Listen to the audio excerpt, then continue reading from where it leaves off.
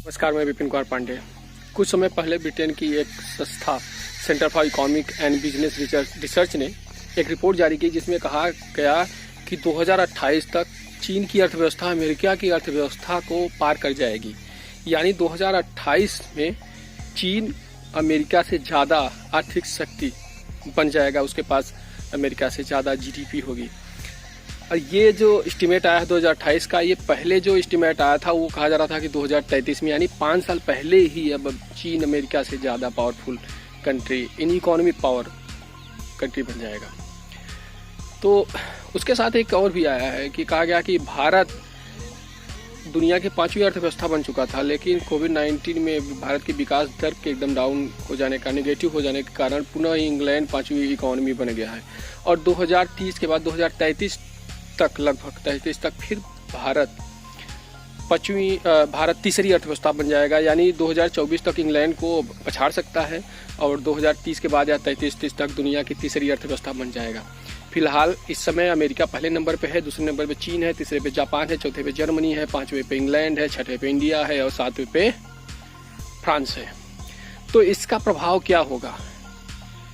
चीन भारत का पड़ोसी देश है, भारत और चीन के रिश्ते सही नहीं हैं और इस कोविड-19 के समय भी चीन भारत के साथ लगातार शक्ति परीक्षण करने का प्रयास कर रहा है, चाहे डोकलाम हो या फिर गलवान वैली हो। तो इसमें इस सब चीज़ों को देखते हुए अगले 20-30 सालों के लिए भारत को किस तरह की प्लानिंग करनी चाहिए, इसी के बारे में बात करना है। चीन एक आर्थिक महाशक्ति लगभग बन रहा है या दूसरे नंबर पे है तो बन ही जाएगा, और भारत एक दूसरी आर्थिक महाशक्ति बनना चाह रहा है। और चीन और भारत दोनों एक पड़ोसी देश हैं। अब चीन चाहता है कि दुनिया में उसकी दादागिरी चले और उसके सामने एशिया में केवल एक ही रुकावट है, वो है इंडिया। इसलिए चीन चाहता है कि भारत का विकास न होने पाए, भारत का डेवलपमेंट न होने पाए। इसलिए लगातार चीन पाकिस्तान को और अपने ही बॉर्डर पे, तिब्बत के जो बॉर्डर है भारत पे, वो लगातार परेशानी खड़ा करने की कोशिश करता है ताकि भारत की जो डेवलपमेंट है वो उसमें बाधा उत्पन्न हो, ताकि जो भारत में लोग इन्वेस्ट करना चाह रहे हैं उनके अंदर इनसिक्योरिटी की भावना आए कि भारत और चीन पे अगर लड़ाई हो गई तो हमारी जो इन्वेस्टमेंट भारत में है वो रिस्क पे आ सकता है, या भारत पाकिस्तान पे हो गया। और इन सब में उलझा के भारत की अर्थव्यवस्था विकास दर को चीन रोके रखना चाहता है, दबा के रखना चाहता है, ताकि भारत का उदय न होने पाए। क्योंकि चीन जानता है कि अमेरिका दूर है और भारत सटा हुआ है, तो चीन के सामने कौन जो समस्या कर सकता है वो है चीन, वो है भारत। लेकिन भारत की अभी तक पॉलिसी क्या रही है कि भारत हमेशा से अपनी फॉरेन पॉलिसी को डिफेंसिव लेके चलता था। हमेशा वो अपीज करने की कोशिश करता था कि जैसे चीन परेशान किया, चलो चीन के साथ समझौता कर ले रहे हैं। जैसे डोकलाम में भारत के खिलाफ, भारत की सीमा में घुस आया था चीन। उसके बाद भी भारत ने उसके साथ 1+1 डायलॉग करने की कोशिश की। भारत के प्रधानमंत्री चीन गए और चीनी प्रधानमंत्री साउथ इंडिया में आए थे और साथ है हाथ में हाथ डाल के वो लोग टहले थे, दिखाने की कोशिश कर रहे थे। अब एक तरफ चीन हमारे देश में घुसा आ रहा है और दूसरी तरफ हम एक फ्रेंडली गेस्चर देने की कोशिश कर रहे थे। तो हमारी क्या है, ये पॉलिसी की कमी को दिखा रहा था।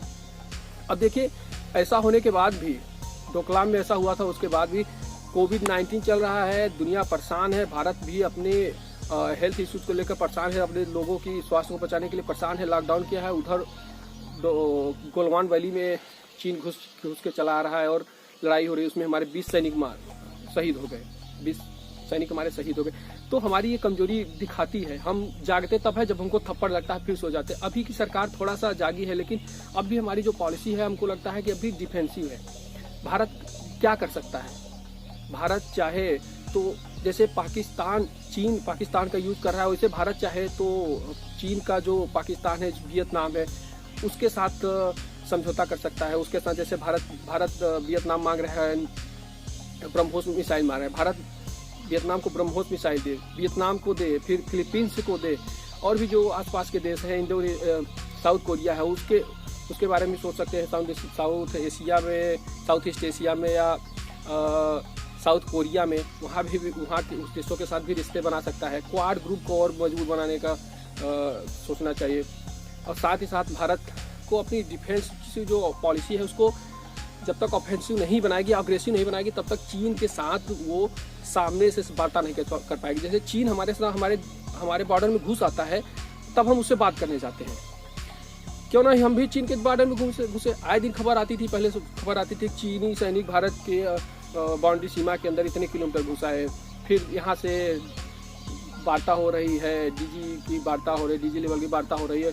फिर कहीं दूसरी जगह घुस आ रहे हैं, तो कहीं अब मैप में दिखा दे रहे हैं कि वो चीन का हिस्सा है, नॉर्थ ईस्ट। कहीं पे हमारे जो वहाँ के निवासी हैं उनको पकड़ ले रहे हैं, तब हम वार्ता करने जा रहे हैं। आप भी ऐसा कर सकते हैं, हमारा देश भी ऐसा कर सकता है। अगर भारत भी कभी कभी भारतीय सैनिक चीनी सीमा में घुस जाए, तिब्बत की सीमा में घुस जाए और उसके बाद वार्ता हो, ऐसे लगातार जैसे चीन कर रहा है वैसे ही ऐसे करने से क्या होता है, एक साइकोलॉजिकल प्रेशर बनता है देश की जनता पर और सिपाहियों पर। देश की जनता बार बार सुनेगी चीन घुसा रहा है, तो उसका मनोबल डाउन होगा, अरे यार वो बहुत पावरफुल कंट्री है क्या।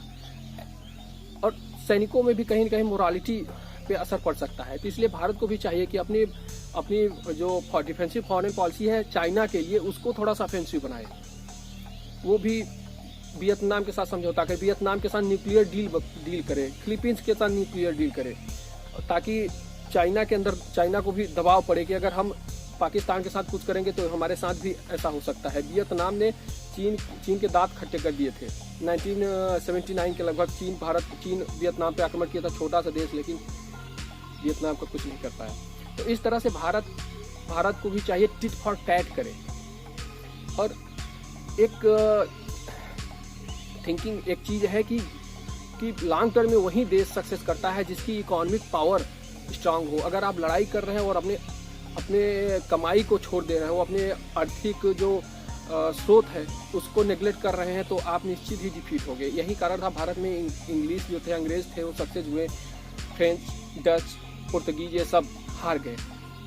और चीन का दिखाया जा रहा है कि वो आगे कितना पावरफुल होने जा रहा है, इकोनॉमी एंड टेक्नोलॉजिकली, मिलिट्रली, हर तरह से पावरफुल होने जा रहा है। तो भारत को भी इस बारे में सोचना चाहिए कि हमको भी आर्थिक रूप से और मिलिट्री रूप से हर तरह से पावरफुल होना चाहिए। और हमारी जो मोराल है उसको हमेशा अप रखना चाहिए। मोराल अप रखने का मतलब ये है कि भारत को भी जो चीन के पड़ोसी देश है, चीन के जितने पड़ोसी देश है, पाकिस्तान को अगर छोड़ दिया जाए तो सभी के साथ चीन के रिश्ते अच्छे नहीं है। तो भारत को जितने चीन के देश पड़ोसी देश हैं जिनके साथ रिश्ते अच्छे नहीं हैं, उन देशों के साथ संबंध जो है मधुर करना चाहिए और स्ट्रांग करना चाहिए। साथ ही साथ उनके साथ स्ट्रेटेजिक पार्टनरशिप करनी चाहिए, मिलिट्री एक्सरसाइज करनी चाहिए। उनको भारत के पास जो टेक्नोलॉजी है, जो भारत के पास आध्यात्मिक हथियार है, उनको भी बेचने का प्रयास करना चाहिए। भारत MTCR का मेंबर है, यानी 300 किलोमीटर से ज़्यादा रेंज की जो मिसाइल है उसको भारत दूसरे देशों को ट्रांसफर कर सकता है, बेच सकता है, जबकि ये चीन के पास ये नहीं है। तो इसलिए भारत चाहे तो ब्रह्मोस मिसाइल को अपग्रेड करके 800 किलो 1000 किलोमीटर की रेंज का बना के वियतनाम को, फिलीपींस को और थाईलैंड हो गया, या साउथ कोरिया हो गया, जापान हो गया, मंगोलिया हो गया,